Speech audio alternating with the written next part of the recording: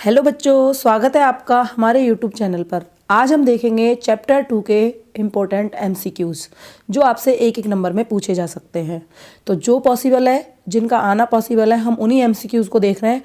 आपके लिए इम्पोर्टेंट भी है। तो चलो शुरू करते हैं आज का वीडियो। आज का हमारा सबसे पहला प्रश्न है, क्या किसी चालक को कितना भी आवेश दिया जा सकता है?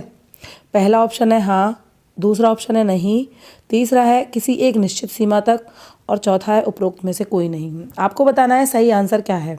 तो देखो, कोई भी जो चालक होता है उसको हम कितना आवेश दे सकते हैं, ये उसकी डिपेंड करता है कि उसकी सीमा कितनी है। जैसे आपने आर त्रिज्या का कोई गोला ले लिया तो उसकी धारिता के हिसाब से ही हम उसको आवेश दे सकते हैं। तो यहाँ आंसर क्या होगा? एक निश्चित सीमा तक ही दिया जा सकता है। नेक्स्ट प्रश्न है आपका, धारिता का एसआई मात्रक है। पहला ऑप्शन है मोह, दूसरा है फैराडे, तीसरा है फैरड और चौथा है सीमेंस। आपको बताना है इसका सही आंसर क्या है। तो इसका सही आंसर होगा हमारा फैरड। धारिता का मात्रक क्या है? फैरड। देखो, हम जानते हैं Q बराबर होता है CV, क्योंकि Q समानुपाती V होता है, C कांस्टेंट आता है। तो C बराबर हो गया Q अपॉन V। Q का मात्रक होता है कूलाम और V का मात्रक होता है वोल्ट। तो वैसे तो हम इसका मात्रक लिख सकते हैं कूलाम प्रति वोल्ट, लेकिन कूलाम प्रति वोल्ट को एसआई पद्धति में नाम क्या दिया गया है? फैरड, जिसको हम ऐप से शो करते हैं। नेक्स्ट प्रश्न है, समविभव पृष्ठ के एक बिंदु से दूसरे बिंदु तक जाने में किया गया कार्य खाली स्थान सदैव होता है। ठीक, पहला ऑप्शन है अधिकतम, दूसरा है शून्य, तीसरा है कभी भी शून्य नहीं होगा और चौथा है ऋणात्मक।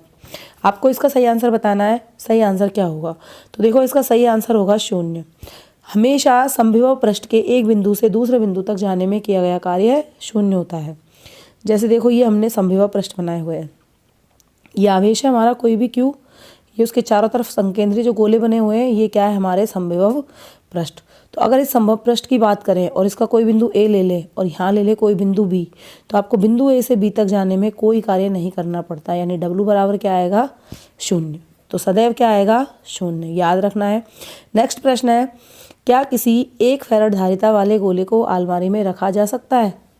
पहला ऑप्शन है हाँ, दूसरा है नहीं, तीसरा है कहा नहीं जा सकता और चौथा है उपरोक्त में से कोई नहीं। तो हम इसका आंसर देखेंगे कि क्या आता है। ठीक है, तो देखो कैसे निकालेंगे। धारिता का फॉर्मूला होता है C बराबर 4 पाई एप्सिलॉन 0 R। तो यहाँ से हम त्रिज्या निकालेंगे। धारिता दे रखी है हमको 1 फैरड, 1 लिख दिया। 4 पाई एप्सिलॉन 0 की वैल्यू हम एक साथ ही लिख देते हैं 1/9 इंटू 10⁹, क्योंकि K की वैल्यू है ये हमारे पास, तो अपोजिट कर ली। R की वैल्यू आपको फाइंड आउट करनी है, तो R इक्वल टू हो जाएगा हमारे पास 9 इंटू 10⁹ मीटर। अब देख लीजिए, क्या इतनी त्रिज्या के गोले को आप अलमारी में रख सकते हो? नहीं रख सकते ना। तो इसका आंसर क्या हो जाएगा? नहीं। ठीक, क्योंकि इसकी त्रिज्या क्या है? बहुत ही ज़्यादा। ये तो त्रिज्या है, व्यास करोगे तो डबल हो जाएगी। ठीक, तो आंसर आएगा नहीं। नेक्स्ट प्रश्न हमारा, एक इलेक्ट्रॉन वोल्ट में कितने जूल होते हैं? पहला ऑप्शन है 1.6 इंटू 10⁻18, सेकंड है 6.25 इंटू 10⁻18, थर्ड है 1.6 इंटू 10⁻19 और फोर्थ है 6.25 इंटू 10⁻18 जूल। तो इसका सही आंसर है 1.6 इंटू 10⁻19 जूल। देखो कैसे आता है, एक इलेक्ट्रॉन वोल्ट में कितने जूल होते हैं। देखो, W बराबर लिखते हैं हम EV। ठीक, एक इलेक्ट्रॉन वोल्ट का मतलब 1 EV। ठीक, 1 इलेक्ट्रॉन कितना आवेश होता है? 1.6 इंटू 10⁻19 कूलाम, और V है ही। कूलाम इंटू वोल्ट क्या बन जाएगा? जूल। तो आंसर आ गया 1.6 इंटू 10⁻19 जूल। ठीक है, तो आंसर हो गया हमारा ऑप्शन 3। नेक्स्ट प्रश्न है हमारा, पृथ्वी की धारिता कितनी होती है? पहला है 100 माइक्रोफैरड, दूसरा है 7.11 माइक्रोफैरड, तीसरा है 711 माइक्रोफैरड और चौथा है इनमें से कोई नहीं। सही आंसर बताना है आपको। सही आंसर क्या है? तो इसका सही आंसर है 711 माइक्रोफैरड। कैसे निकालेंगे? अभी जो फॉर्मूला हमने काम में लिया था, C बराबर 4 पाई एप्सिलॉन 0 R। R क्या है? पृथ्वी की त्रिज्या है, और पृथ्वी की त्रिज्या होती है 6400 किलोमीटर। ये क्या है? हमारी पृथ्वी की त्रिज्या। ठीक, चलिए वैल्यू रखते हैं 1/4πε0 की 9 × 10⁻9 होती है, तो हम इसको उल्टा करके लिख देते हैं 9 × 10⁻9। आर की जगह लिखेंगे 6400, किलोमीटर में कितने होते हैं 10⁻3 मीटर, इस तरह से। ठीक है, चलिए सॉल्व करते हैं।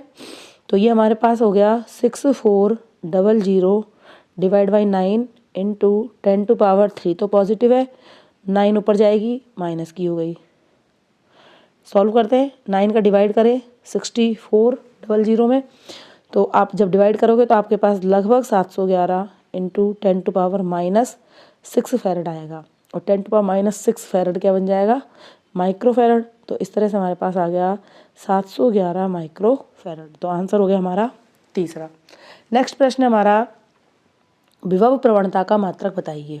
ठीक है, पहला ऑप्शन है वोल्ट मीटर, दूसरा है वोल्ट प्रति मीटर, तीसरा है वोल्ट मीटर स्क्वायर, चौथा है इनमें से कोई नहीं। आपको मात्रक बताना है। तो विभव प्रवणता होती है हमारी -ΔV/ΔR। ठीक है, ΔV/ΔR होती है, तो इसका मात्रक क्या बनेगा, ΔV क्या है वोल्ट, विभव में परिवर्तन है लेकिन किस में लिखेंगे आप वोल्ट में, तो वोल्ट हो गया।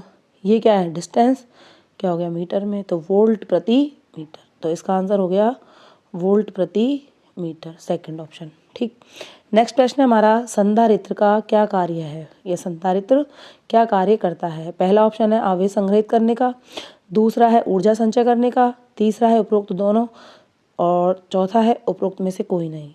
तो संधारित्र का क्या क्या कार्य है, आवेश को भी संग्रहित करता है और ऊर्जा को भी संग्रहित करता है, तो आंसर हो जाएगा उपरोक्त दोनों, आवेश और ऊर्जा दोनों को संचित करने का कार्य करता है। नेक्स्ट प्रश्न है हमारा विद्युत विभव का मात्रक क्या है। पहला है वोल्ट, दूसरा है वोल्ट प्रति मीटर, तीसरा है जूल और चौथा है न्यूटन प्रति कूलम।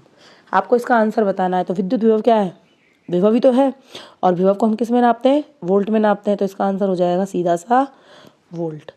नेक्स्ट है क्वेश्चन, निम्न में से असत्य कथन छांटना है आपको। कौन सा कथन असत्य है।